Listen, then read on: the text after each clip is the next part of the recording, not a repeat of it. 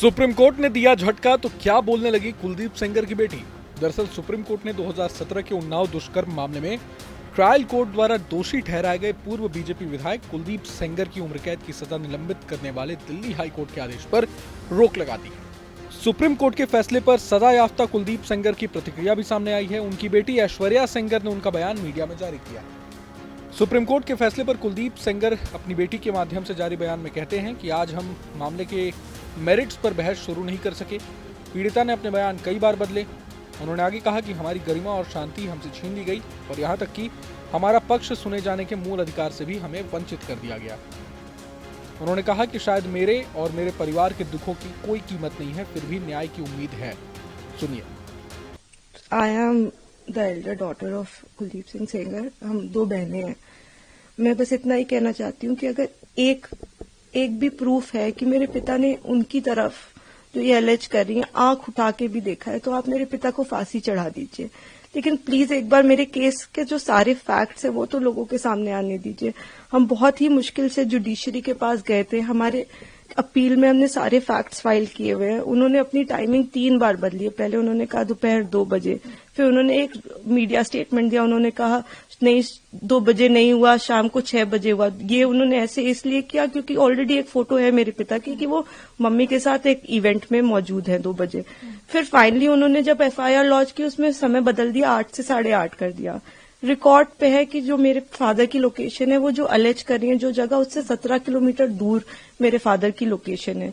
वो खुद उस वक्त फोन पे बात कर रही हैं जिस वक्त उन्होंने ये टाइमिंग अलेज की है। तो इतने सारे सबूत होने, एम्स की रिपोर्ट है जो बता रही है कि वो 18 साल के ऊपर है और वो खुद को माइनर 15 साल की बच्ची बताती हैं।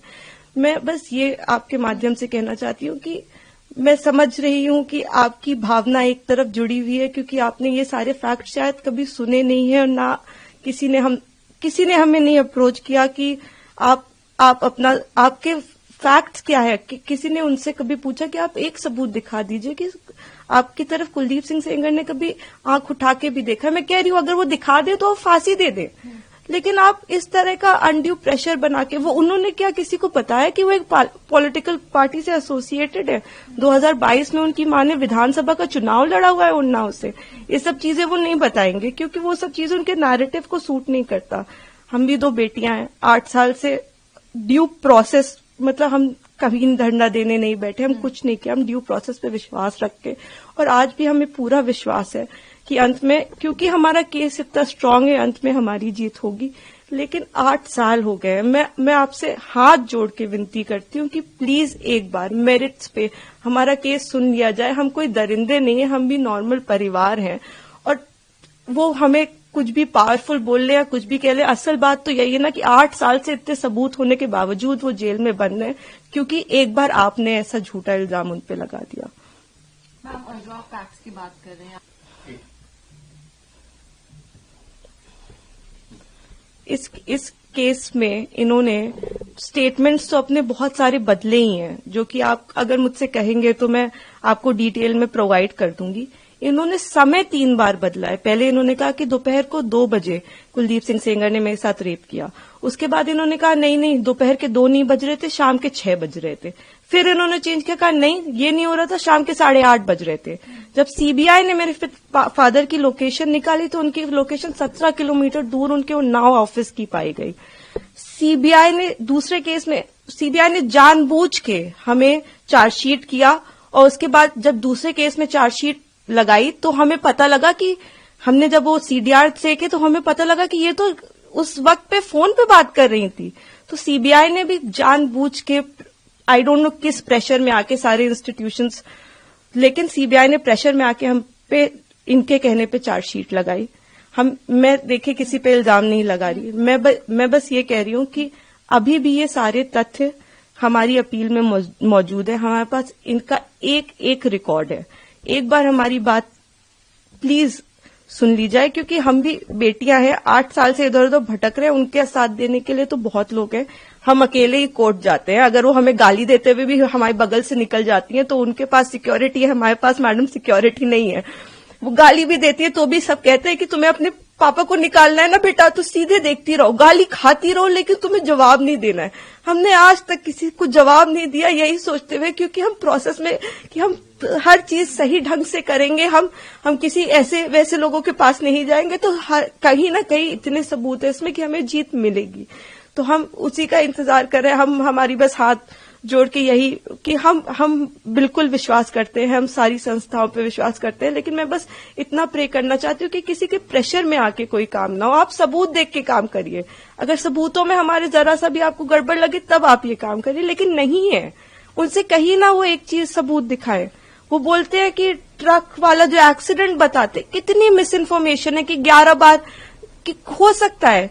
IIT दिल्ली, CBI, NHRC सारी की एक्सपर्ट टीम बनाई गई थी, इसमें सबने पाया कि वो नेचुरल एक्सीडेंट था। मेरे फादर उस केस से डिस्चार्ज हो चुके हैं, लेकिन आप देखिए आपको कोई मीडिया चैनल नहीं बताएगा कि मेरे पिता उस केस से डिस्चार्ज हो गए थे, जिसमें वो कह रही हैं कि लोगों को मरवाया। आज भी आपने यही नैरेटिव बना रखा है कि लोगों को मरवाया। मतलब इतना झूठ, इतना मिस इन्फॉर्मेशन है वहां पे कि मैं बस रिक्वेस्ट करना चाहूंगी, प्लीज किसी तरह का मिस इन्फॉर्मेशन मत फैलाएं।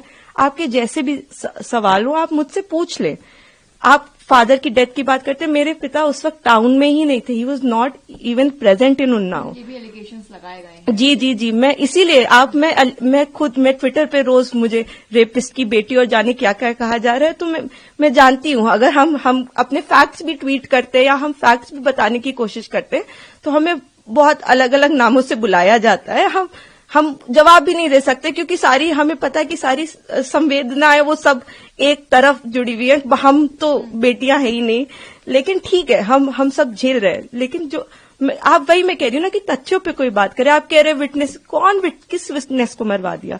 अगर एक रिपोर्ट है कि वो नेचुरल एक्सीडेंट था तो हमने कैसे वो कराया? आप बताइए ना।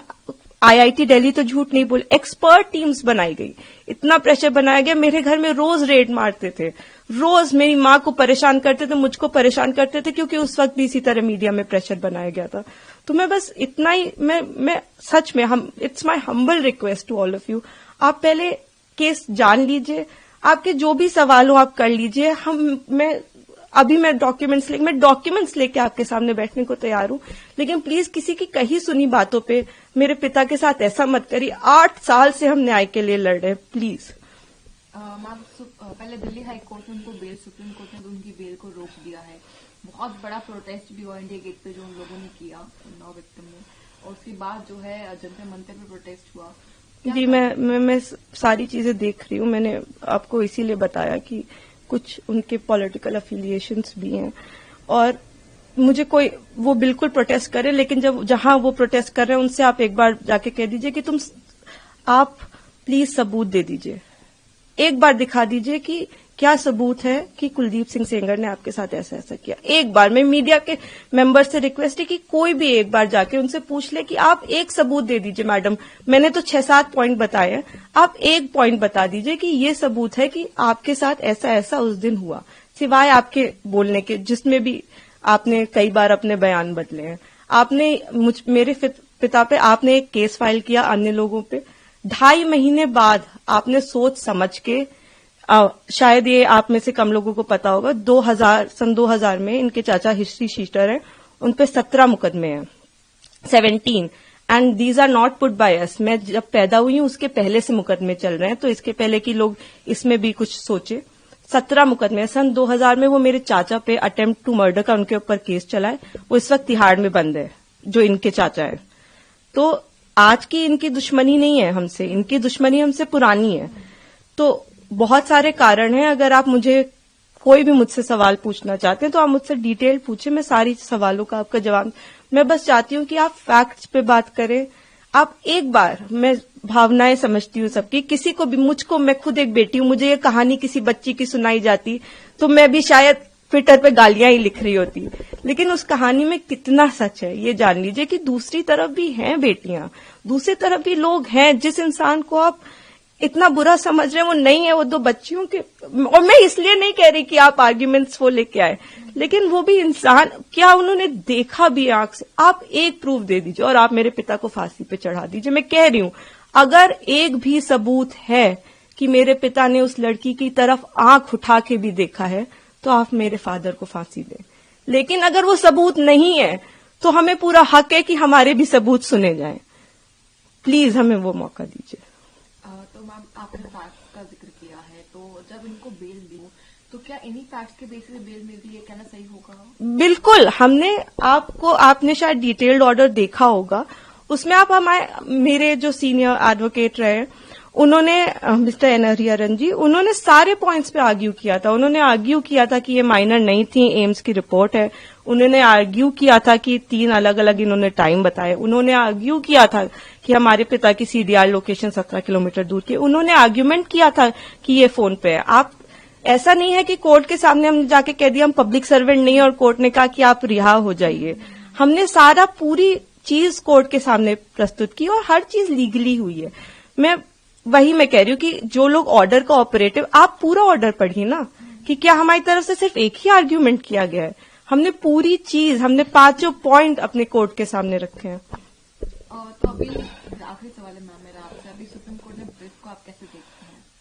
देखिए, ये तो आप लोग बेहतर समझते हैं कि वेकेशंस में, और आपने मुझे ऑलरेडी बताया ही, लेकिन हमें जुडिशरी पे पूरा विश्वास है। हम 8 साल से इसी विश्वास पे जिंदा हैं, क्योंकि हमें जुडिशरी पे विश्वास है, हमें इस प्रोसेस पे विश्वास है कि एक ना एक दिन इतने अच्छे सबूत हैं, और जब तक मैं जिंदा हूं तब तक तो वो कागज कोई नहीं मिटा सकता, वो फैक्ट्स कोई नहीं मिटा सकता।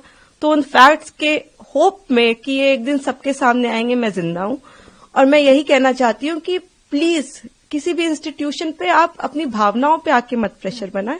आप एक बार फैक्ट समझ लें, आप समझ लें कि आप क्या सपोर्ट कर रहे हैं, किस चीज का सपोर्ट कर रहे हैं। आपने सिर्फ एक साइड सुनी है अभी, और दूसरी तरफ को जानने की कोशिश भी नहीं की। तो थोड़ी कोशिश करके, बाकी हमें पूरी उम्मीद है कि हम आगे इसमें जीतेंगे। ये हम उम्मीद पे ही 8 साल से जी रहे हैं, लेकिन होपफुली कि हमारे फैक्ट्स इस बार इग्नोर नहीं किए जाएंगे। हमें पूरी उम्मीद है कि हम सुप्रीम कोर्ट से जीतेंगे। Thank you. बता दें कि उन्नाव रेप पीड़िता ने दिल्ली हाईकोर्ट द्वारा कुलदीप सेंगर की उम्र कैद की सजा निलंबित करने के फैसले को सुप्रीम कोर्ट में चुनौती दी थी। मामले में भारत के मुख्य न्यायाधीश सूर्यकांत की अध्यक्षता वाली पीठ ने सोमवार को सुनवाई की। पीठ ने कहा कि इस मामले में कानून के महत्वपूर्ण प्रश्न उठते हैं और कुलदीप सेंगर के वकील को नोटिस जारी कर 2 हफ्तों में जवाब दाखिल करने को कहा गया। दिल्ली हाईकोर्ट के आदेश पर रोक लगाते हुए सुप्रीम कोर्ट ने स्पष्ट किया कि वो पहले से ही एक अन्य आपराधिक मामले में सजा काट रहे हैं। अब मामले में अगली सुनवाई 4 हफ्ते बाद होगी। Bureau report, news nation. आपके मोबाइल पर तुरंत आएगी ब्रेकिंग न्यूज। स्क्रीन पर सबसे पहले दिखेगी बड़ी खबर। देश दुनिया की हर खबर एक जगह। अब आपके मोबाइल पर तुरंत फटाफट इंस्टॉल कीजिए न्यूज नेशन ऐप और रखिए खुद को अपडेट।